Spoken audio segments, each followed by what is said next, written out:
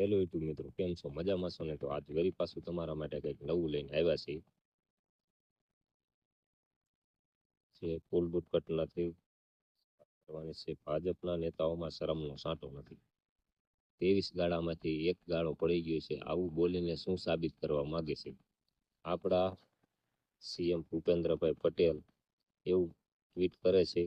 આણંદ અને વડોદરા જોડતા ગંભીર બ્રિજના 23 ગાળા પૈકીને એક ગાળો તૂટી પડવાથી સર્જાયેલા દુર્ઘટનામાં જીવ ગુમાવનાર મૃતકોને આત્માની શાંતિ આપે પ્રાર્થના કરું છું.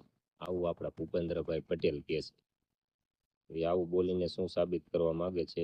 કે 23 ગાળામાંથી એક ગાળો તૂટી પડ્યો છે, એટલે અધિકારીઓ અને કોન્ટ્રાક્ટર અને નેતાઓનો બચાવ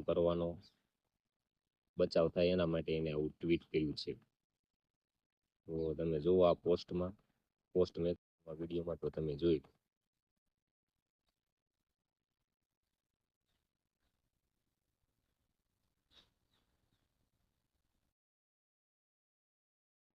દુર્ઘટના એસીટી ઓફ ગોડ નહીં, એસીટી ઓફ ફ્રોડ છે. એ આ પુલ તૂટ્યો એમાં કુલ અત્યાર સુધીનો આંકડો આવ્યો છે 10 જણાના મૃત્યુ થયા છે. તો આપણી ભાજપ સરકારે એ 10 મૃતકોને 2 લાખ રૂપિયા આપવાના છે, અને જેને ગંભીર ઈજાઓ થઈ છે એને 50,000 રૂપિયાની સહાય આપવાની છે. તો આપણે જ્યાં સુધી અવાજ નહીં ઉઠાવીએ ને ત્યાં સુધી આવા પુલ તૂટતા રહેશે, અને એવડાય તો પૈસા દઈને છૂટી જશે, મરી જશે. એને 2-3 લાખ રૂપિયા લાગ્યું છે, એને 40-50,000 રૂપિયા. તો આવું કરીને એવડાય તો એનું ધંધો હાલ્યા જ રાખશે. એટલે આપણે જનતાને જાગૃત થવાની જરૂર છે.